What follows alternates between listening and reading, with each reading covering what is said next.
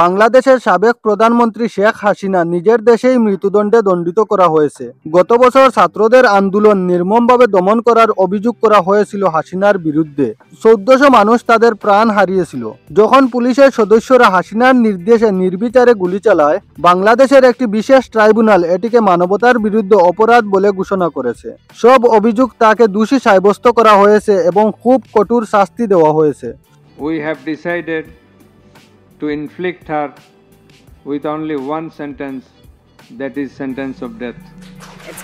17 November প্রকাশিত প্রায় 450 পৃষ্ঠার এই রায়ে বাংলাদেশের আন্তর্জাতিক অপরাধ ট্রাইব্যুনাল বলেছে হাসিনা এবং তার সরকারের দুই কর্মকর্তাকে ছাত্র আন্দোলন সমাধান ও শান্ত করার বদলে তারা অতিমাত্রায় মারাত্মক শক্তি ব্যবহার করেছে।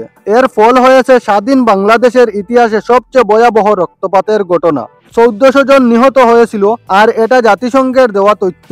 বাংলাদেশের মানুষের বিশ্বাস প্রকৃত নিহতদের সংখ্যা আরো অনেক বেশি। এদিকে ছাত্র বিপ্লবের পর ভারতে আশ্রয় নেওয়া শেখ হাসিনা এই রায়কে সম্পূর্ণভাবে প্রত্যাখ্যান করেছেন। তিনি বলেছেন তার বিরুদ্ধে আনা সব অভিযোগই মিথ্যা। তিনি স্বীকার করেছেন যে হ্যাঁ, কিছু ভুল হয়েছিল, কিন্তু তিনি প্রশ্ন তুলেছেন বাংলাদেশের অন্তর্বর্তী সরকারের উপর এবং ট্রাইব্যুনালের নিরপেক্ষতা নিয়ে। তিনি চ্যালেঞ্জ ছুড়ে বলেছেন বিষয়টি হেগের আন্তর্জাতিক অপরাধ আদালতে নিয়ে যেতে। তিনি দাবি করেছেন যদি সত্যি বিচার চান তাহলে আমাকে হেগেই বিচার করান।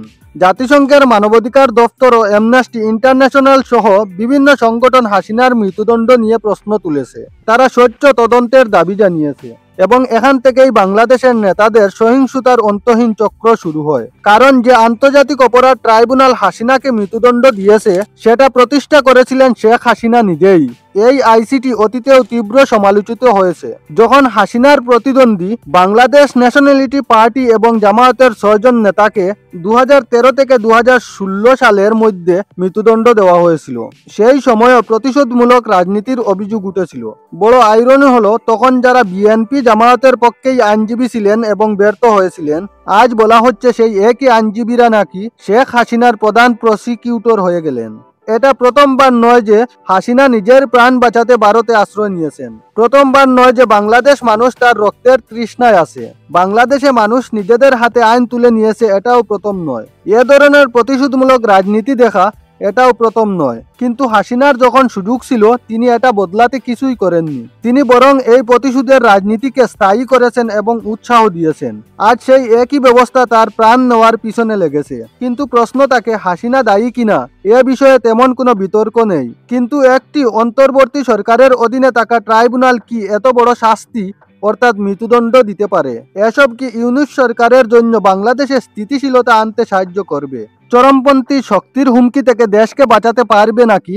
এটা শুধু প্রতিশোধের রাজনীতির আরেকটা অধ্যায়। হাসিনা যদি কাল আবার সুযোগ পায় একই ঘটনা কি আবার হবে? এ কারণেই আমরা শেখ হাসিনাকে তীব্রভাবে সমালোচনা করেছি যখন বাংলাদেশের ছাত্ররা তার বিরুদ্ধে আওয়াজ তুলেছিল। এই মৃত্যুদণ্ড বোঝার জন্য আমাদের বাংলাদেশের মানুষ হাসিনার বিরুদ্ধে যে খুব সেটাও বুঝতে হবে এবং কিছুটা ইতিহাসও বুঝতে হবে। কিভাবে হাসিনা বাংলাদেশে ভয় ছড়িয়েছিলেন, কিভাবে তিনি একটা পুরো সিস্টেম তৈরি করেছিলেন। আর হয়তো সেই কারণেই এটা বুঝার পরই ভারত সরকার হাসিনার সবচেয়ে পুরানো অবিশ্বস্ত বন্ধু। আজ ভারত সরকারও এই আইসিটির রায় পুরোপুরি প্রত্যাখ্যান করছে না, উল্টো আমাদের মন্ত্রক বলছে যে আমরা বাংলাদেশের মানুষের পাশে আছি। এটা আলাদা বিষয় যে ভারত কোনোদিনই হাসিনাকে নতুন বাংলাদেশ সরকারকে হস্তান্তর করবে না। এই কারণে দুই দেশের মধ্যে উত্তেজনা থাকবে। কিন্তু ভারত ও বাংলাদেশের এনএসএরা দেখা করেছেন, তারা নিজেদের মধ্যে কথা বলেছেন। এর মানে দুই দেশই বাস্তবতা বুঝছে। চলুন বুঝে নেওয়া যাক কেন বাংলাদেশের মানুষ এখনো শেখ হাসিনার প্রাণের পিছনে লেগে আছে। এটা কেন বাংলাদেশের ইতিহাসে নতুন কিছু নয়, কেন হাসিনার নিজের হাত রক্তাক্ত। এমনকি যদি ধরা যাক মৃত্যুদণ্ড কার্যকর হয়, তাহলে কি বাংলাদেশে শান্তি ফিরে আসে? এসব বুঝার জন্য আমাদের বাংলাদেশের ইতিহাস সম্পর্কে একটু জানতে হবে। ভারতে আমরা 1971-এর যুদ্ধ আর মুক্তিবাহিনীর কথা বলতে বলতে বাংলাদেশের ইতিহাস ভুলে যাই। তারপরের কিছুই আমরা জানি না। এটা বুঝতে হবে। রাজনীতিবিদদের মতো অর্ধেক কাজ করবেন না, দয়া করে সাবস্ক্রাইব করে বেল আইকনটি দাবান। আপনার হয়তো মনে আছে গত বছরের বাংলাদেশের অস্থিরতার কথা, যখন হাজার হাজার বাংলাদেশি ছাত্র কোটা ব্যবস্থার বিরুদ্ধে রাস্তায় নেমেছিল। সেই একই কোটা যা 1971 সালের যোদ্ধাদের পরিবারকে দেওয়া হচ্ছিল। সত্যি কথা হলো হাসিনা এই স্কিম চালাচ্ছিলেন নিজেদের লোকদের সরকারে ঢুকানোর জন্য। এখানে হাসিনা তার ক্যারিয়ারের সবচেয়ে বড় ভুল করেছিলেন, তিনি ছাত্রদের সন্ত্রাসী বলেছিলেন। তিনি তাদের উপর গুলি চালানোর নির্দেশ দেন।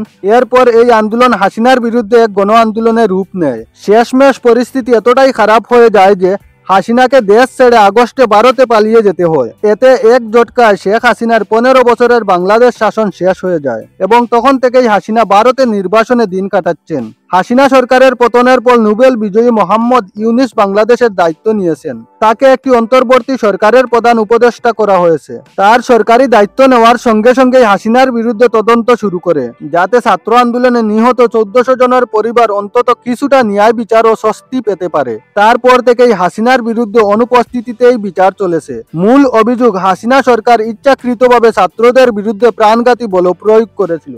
আন্তর্জাতিক অপরাধ ট্রাইব্যুনাল সব অভিযোগ হাসিনাকে দোষী সাব্যস্ত করেছে এবং 2টি অভিযোগে মৃত্যুদণ্ড দিয়েছে।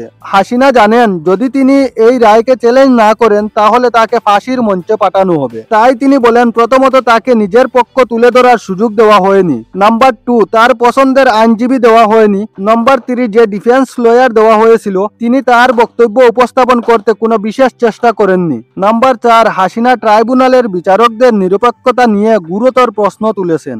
অন্তত তার দল বলে যে ট্রাইব্যুনালের বিচারকরা হাসিনার প্রতিদ্বন্দ্বী রাজনৈতিক দলের সঙ্গে যুক্ত এবং বিরোধীদের প্রতি সহানুভূতিশীল। নাম্বার 5, হাসিনা বলেন যে বাংলাদেশে তার সরকার পড়ার সাথে সাথেই ওইসব বিচারকদের জীবন কঠিন করে দেওয়া হয়। যাদের তার বা তার দলের প্রতি সামান্য সহানুভূতি বা সমবেদনা ছিল তাদেরকেও তাড়িয়ে বেড়ানো হয়েছে। অ্যামনেস্টি ইন্টারন্যাশনাল বলেছে যে হাসিনা সরকারের 1400 জন ভুক্তভোগীদের প্রকৃত বিচার প্রয়োজন, সেই ট্রাইব্যুনালের রায় নয় যার ইতিহাসই বিতর্কিত। শেখ হাসিনার মানবাধিকার লঙ্ঘনের বিষয়টি খুবই জটিল। এখন তাড়াহুড়া করে বিচার করলে দেশে শান্তির নয় অশান্তির বীজ বপন হবে। আজ হাসিনা নিজের কাজেরই ফল ভোগ করেছেন। স্ক্রিপ্টটা তিনি নিজেই লিখেছিলেন। বাংলাদেশে সবকিছু বদলানোর সুযোগ তার ছিল, কিন্তু তিনি করেননি। কেন? কারণ ক্ষমতার লোভ আর নিজের অবস্থান হারানোর ভয়। যখন তিনি নিজেই রাজনৈতিক নির্যাতনের শিকার ছিলেন তখন তিনি নিষ্ঠুর হয়ে উঠেন।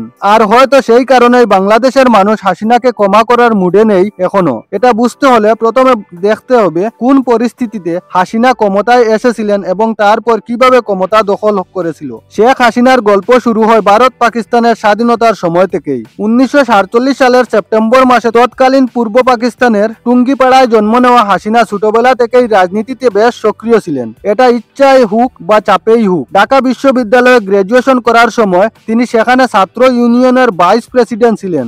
তখন তার বাবা শেখ মুজিবুর রহমান বাংলাদেশের স্বাধীনতার জন্য আওয়াজ তুলায় সেই অভিযোগে জেলে ছিলেন। সেই সময়ে তিনি তার বাবার কথা মানুষের কাছে পৌঁছে দিচ্ছিলেন। তারপর এলো 1971 সাল। পূর্ব পাকিস্তানের মানুষ স্বাধীন বাংলাদেশ গড়ার জন্য লড়াই করেছে। জনগণের রাগ ছিল তুঙ্গে, আর পাকিস্তান সরকারের দমন পীড়ন নিষ্ঠুরতার সীমা ছাড়িয়ে যাচ্ছিল। তখন শেখ মুজিবুর রহমান শুধু একটি নামই ছিলেন না, তিনি নিজেই একটি আন্দোলনে পরিণত হয়েছিলেন। পুরো বাংলাদেশ বঙ্গবন্ধু এবং তার মুক্তিবাহিনীর পাশে দাঁড়িয়েছিল। শেষ পর্যন্ত ভারতের সহায়তায় বাংলাদেশ স্বাধীন হয় এবং শেখ মুজিবুর রহমান স্বাধীন দেশের দায়িত্ব নেন। নতুন দেশ, নতুন স্বপ্ন, নতুন আশা আর নতুন সমস্যাও। আভ্যন্তরীণ সমস্যা সামলাতে মুজিবুর রহমানের সরকার বাংলাদেশকে একদলীয় রাষ্ট্রে পরিণত করে। কেউই ধারণা করতে পারেননি। আর এই নতুন দেশে শুরুর দিকেই দুর্নীতি এত বেড়ে যায় যে বঙ্গবন্ধু রহমানের তার সেই সম্মানিত ভাবমূর্তি কয়েক বছরের মধ্যেই ম্লান হয়ে যেতে থাকে। 4 বছরের মধ্যেই 15 আগস্ট 1975 তার বিরুদ্ধে সামরিক অভ্যুত্থান তার এবং তার সরকারের সবকিছু শেষ করে দেয়। রহমান এবং তার পুরো পরিবারকে তাদের বাড়ির ভিতরে গুলি করে হত্যা করা হয়। কিন্তু ভাগ্যের অন্যরকম পরিকল্পনা ছিল তার মেয়ে শেখ হাসিনার জন্য। যখন ক্ষমতা বদল হচ্ছিল, মুজিবুর রহমানকে রাতের নিস্তব্ধতায় সরিয়ে দেওয়া হয়েছিল। শেখ হাসিনা এবং তার বোন তখন জার্মানিতে ছিলেন। এভাবে পুরো পরিবার নিশ্চিহ্ন হওয়ার পর বাংলাদেশে ফিরে যাওয়া সম্ভব ছিল না। জেনারেল জিয়াউর রহমান এবং তার সামরিক সরকার প্রকাশ্যে দুই বোনকে বাংলাদেশ ফেরার অনুমতি দিতে অস্বীকার করেন। তখন ভারতের প্রধানমন্ত্রী ইন্দিরা গান্ধী ক্ষমতায় ছিলেন এবং বাংলাদেশের সরকার হাসিনাকে সাহায্য করে এবং বাংলাদেশের সরকার তাকে এবং তার বেঁচে থাকার পরিবারকে ভারতে আশ্রয় দেয়। 6 বছর ধরে কঠোর নিরাপত্তায় রাখা হয়। ঠিক আজকের মতোই মোদী সরকার আবার হাসিনাকে ভারতে নিরাপদে রাখছে। অবশেষে 1981 সালে শেখ হাসিনা বাংলাদেশে ফিরে আসেন। তার বাবার রাজনৈতিক মিশন এগিয়ে নেওয়ার উদ্দেশ্যে তিনি আওয়ামী লীগের দায়িত্ব নেন। তখনও আজকের মতো আওয়ামী লীগ এমন একটি দলে পরিণত হয়েছিল যে দল রাজনৈতিক মানচিত্র থেকে প্রায় মুছে যাওয়ার পথে ছিল, কিন্তু হাসিনা আবারও তাকে জীবিত করে তুলেন। কোথাও না কোথাও হাসিনা আজও হয়তো মনে করেন আওয়ামী লীগের ভিতরেও কোথাও একটা ভাবনা আছে যে যদি বাংলাদেশে পরিস্থিতি খারাপ হয়। তো বন্ধুরা, আজকের ভিডিওতে অতটুকুই। ভিডিওটি ভালো লাগলে লাইক এবং শেয়ার করতে ভুলবেন না। আর এইরকম ভিডিও আরো পেতে হলে আমার চ্যানেলকে ফলো এবং সাবস্ক্রাইব করে পাশে থাকবেন। ধন্যবাদ।